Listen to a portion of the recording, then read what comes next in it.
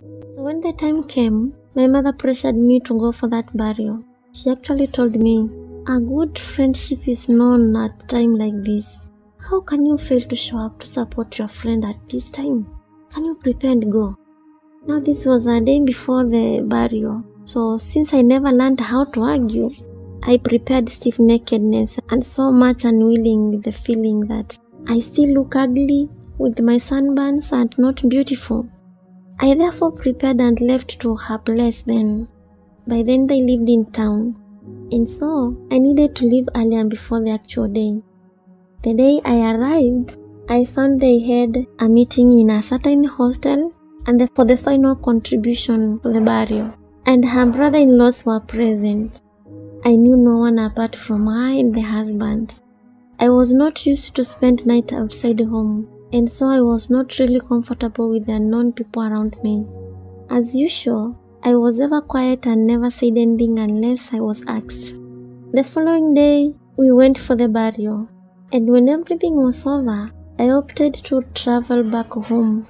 But my friend requested me to remain with her till the next day.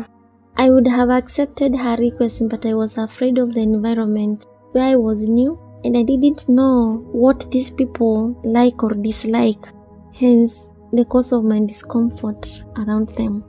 But I gave an excuse that my mother asked me to arrive on the same day before because she had somewhere to go the following day. Then when they knew I was leaving, one brother asked to escort me. I hesitated because with my sunburns I didn't think I would deserve his escort. I was still naive and I didn't know what I could talk with him or maybe answer him if he asks anything as we move on. Then I opted to hire a motorbike instead and leave. He seemed to be not comfortable with my decision, and so he asked me if we would pay on my behalf the transport fee, but I told him no. I was not secure, since I had not met him before or the family before, so to me I was like, I'm a stranger in their family. So my friend later told me that the brother-in-law asked her so much about me, and he wished to have my phone number, and I asked her not to share it with anyone. Needless to say, she told them, the brother-in-laws now, she told them that she is joining a convent soon, so that they should dare not think of anything. But this brother maneuvered until he reached me. My friend later told me that he asked the elder brother, her husband, who took my number from her phone, and asked me to meet him, though I didn't want to say yes or no. The first time he traveled all the way from the capital city to our local market, and I failed to show up, and he went back frustrated. But in my mind I was saying, I cannot date a Protestant because I won't be able to proceed with the sacraments of the Catholic Church. If I marry a Protestant, I won't be able to go for confession, I won't be able to go for Eucharist, I won't be able to do all the things I have been doing in the church. And by then, I was under the movement of the Blessed Virgin Mary, so I knew all these things I will stop and I won't get the blessings of the priest as I live for marriage life. So, after a long tug of war with him, I finally decided to meet him, and my main objective actually was to study him and quit. After meeting him for 4 times, I realized he was a good man with a big heart to persevere things. And on the 5th meeting, he asked me to meet his elder brother and wife. But still my prayer to God was, please give me the right husband, if this is your will for me. And after all that, we finally agreed to involve the parents, and the journey to marriage began. To be married by the same Protestant guy who I once never wished to meet. But when God decides, He really decides alone and on His own way. So, since there was a process of this marriage between a Catholic and a Protestant, he agreed to follow all the process needed for the two faiths to marry. We went all to the office of the parish priest, to the bishop, and all went well. I loved him than I never imagined, and our union was awesome. It was a very beautiful wedding. And even today, he is the love of my heart, and I honor him the way Christ honors his church. Now, a true Christian must meet ups and downs. After our wedding, my first pregnancy of 3 months shed, and I miscarried. I was lost deep in despair and frustrations, and I couldn't find the real comfort from him or my mother. I always tucked my face under pillows and cried to God for help.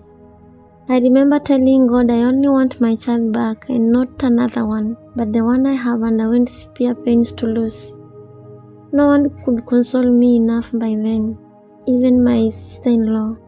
I once again reduced in shape due to stress and much thoughts I had by then. And that struck my mother so hard as well, as her girl kept on suffering yet. Everyone knew I was Mama's girl, so seeing her that way wasn't my situation and I needed to be cancelled.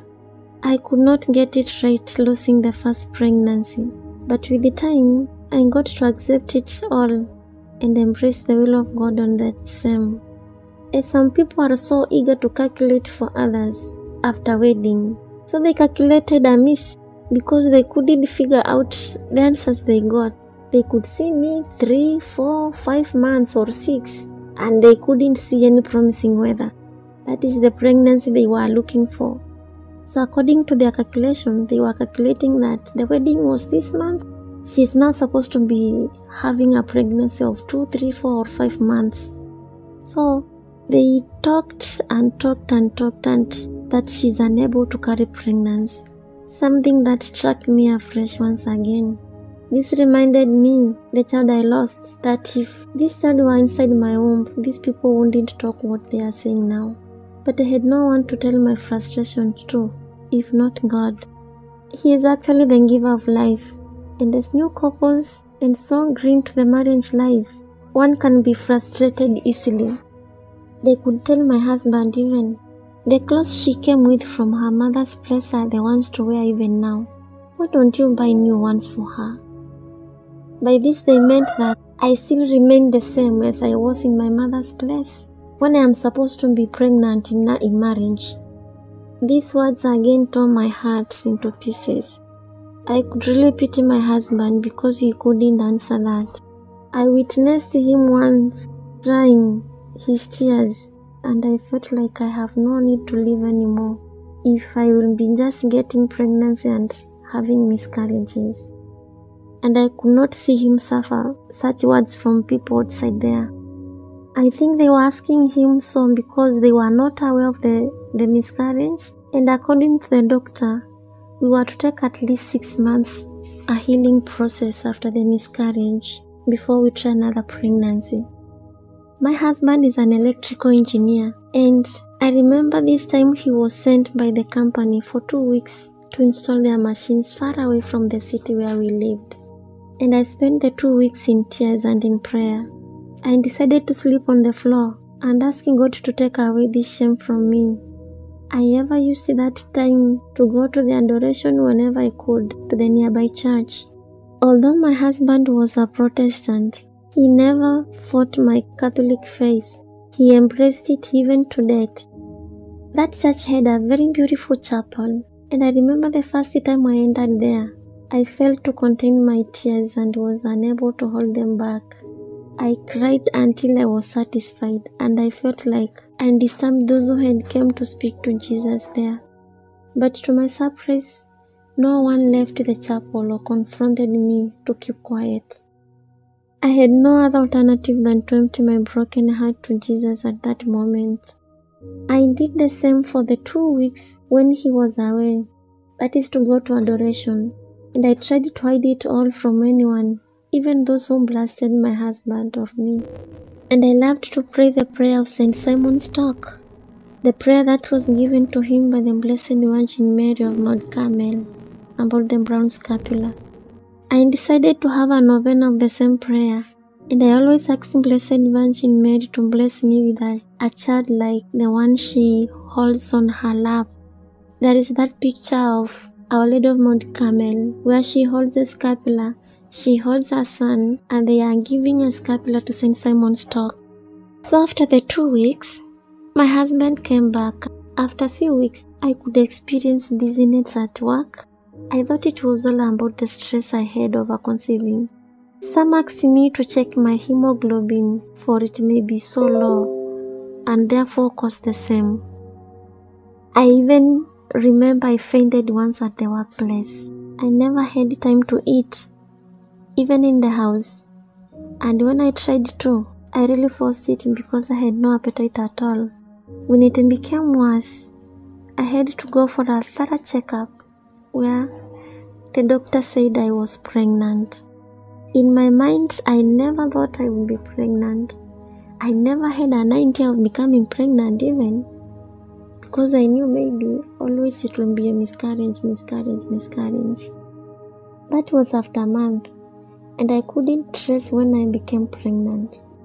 And even during my clinics, when the doctors and nurses used to ask the gestation period, I always guessed, and they wondered how come I didn't know. But even now I can faithfully say, I really don't know. I really don't remember when it happened.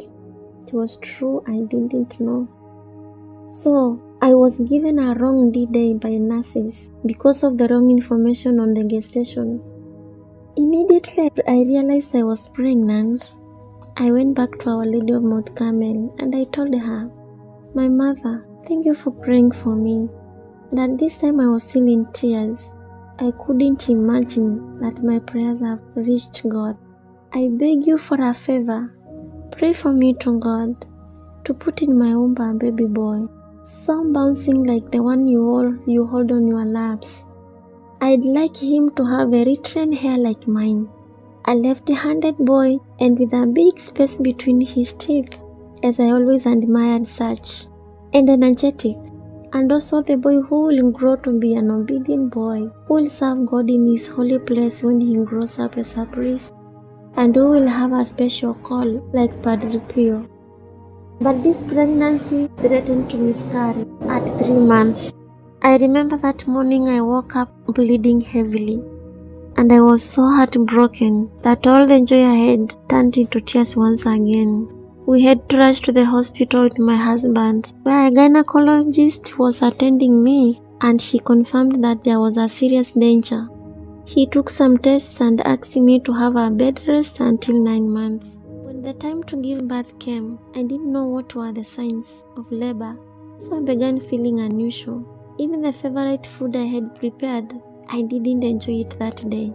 And I called my sister-in-law for help, and she told me, "You better now prepare to go to the hospital just now before it gets worse." And due to fear that others would realize I'm in pain, I woke up, prepared myself and left to the hospital. So I walked for 2 hours, a distance which should take around 20 minutes. I took 2 hours to reach to the hospital. This was because I was trying to hide that I was in pain. And whenever the pain was too much, I could just sit down on a scorching sun, trying all means to hide from people that all wasn't well. I was unable to move and trying to pretend I was so okay. But the baby inside the womb was really kicking hard, so the passers-by could ask me if I needed their help. And I always told them no, I'm okay. But you could see they were not okay with my answer. All that continued to the hospital until I reached there, where upon arriving, the nurse just realized I was in need.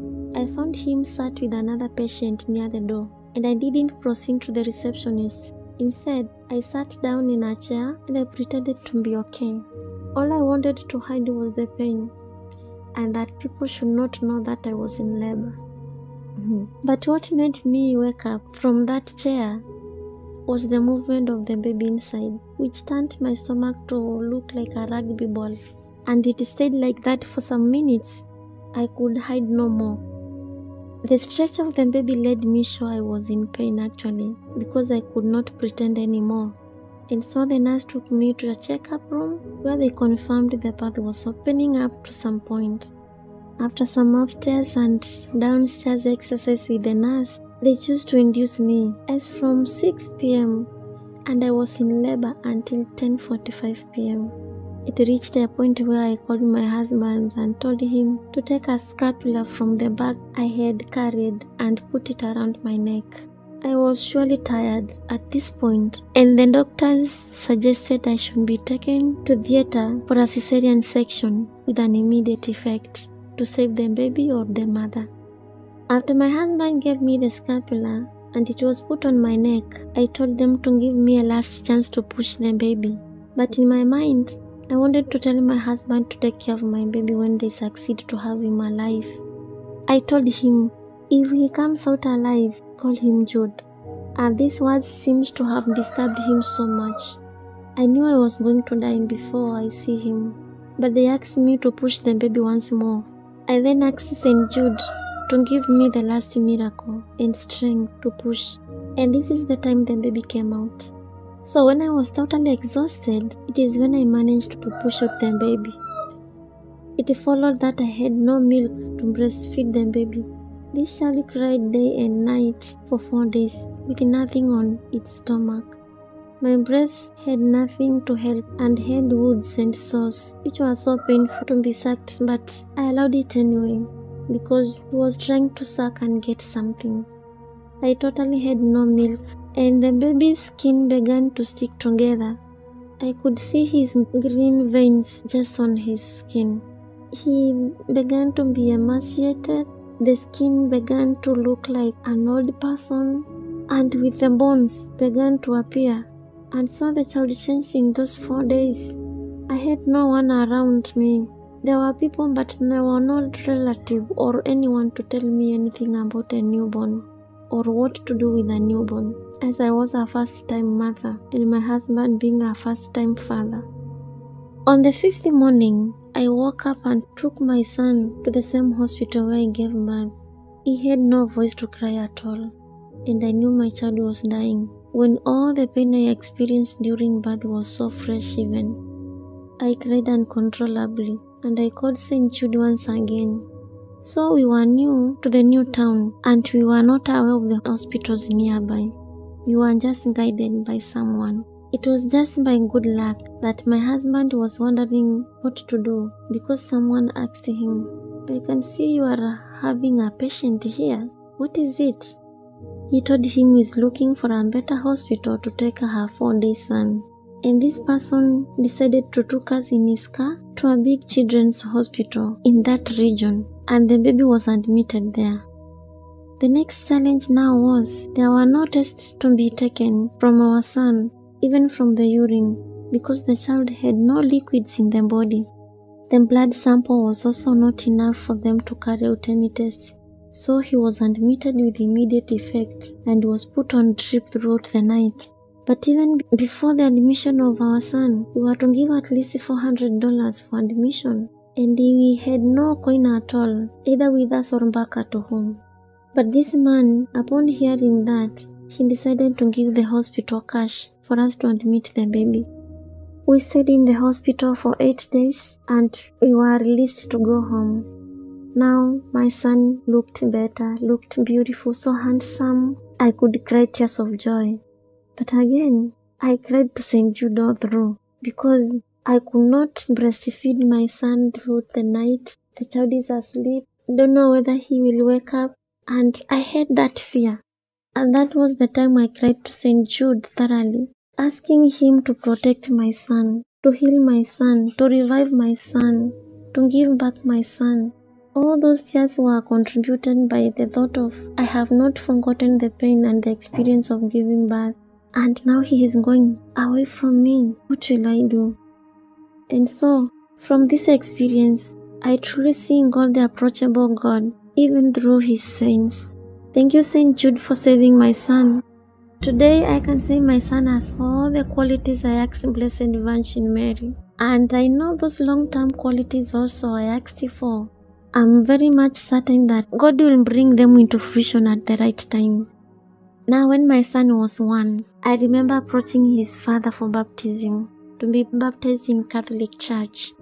And he told me that in their church, they don't baptize little children until they themselves go through their catechism and be baptized. This struck me again. I kept quiet and being unable to argue. I took my time, and when he was out, I could get a good chance to cry.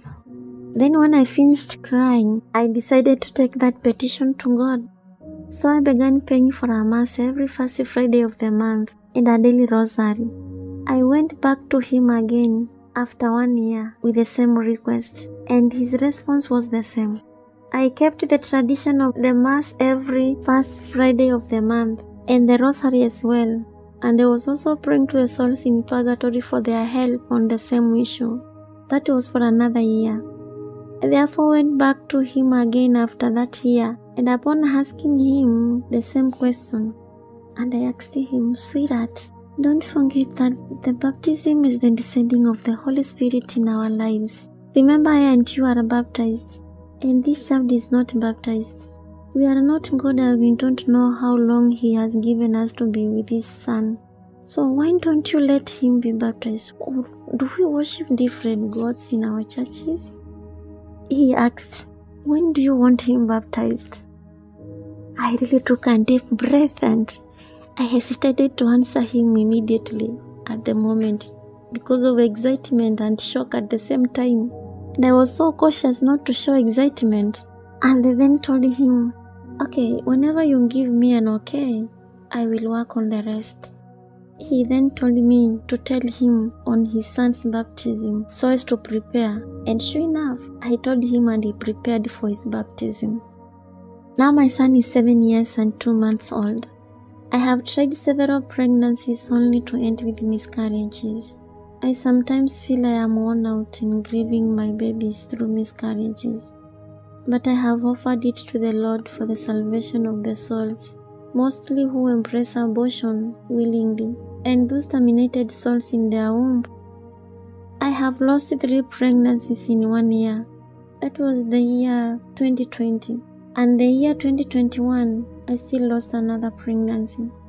I tried to be pregnant after every loss because I was really in need and I had asked God about it. Whenever I confirmed my pregnancies, I could go to Jesus and seek His will about it. And He could tell me, "This pregnancy will shed, but trust in me." And sure enough, and to my shock, whenever He gave me such a message, it really happened within 24 hours. I'd wake up early in the morning with bleeding, or sometimes a very severe abdominal pain. Upon going to check what is going on, I could find it is the one. And so my mind could ring back. Oh, I was prepared about it. I found God so much approachable at this time, and I was so much heartbroken, and He prepared me for the worst and helped me in my situation. Because if it were to happen without any word from Him, I don't know where I would be. But I am still waiting for His time to bless me with another child. Brethren, though I await at His time, I still cry for my babies whenever I remember those situations. Please, help me in your prayers whenever you pray that He would bless me soon. But I never lost hope in Him.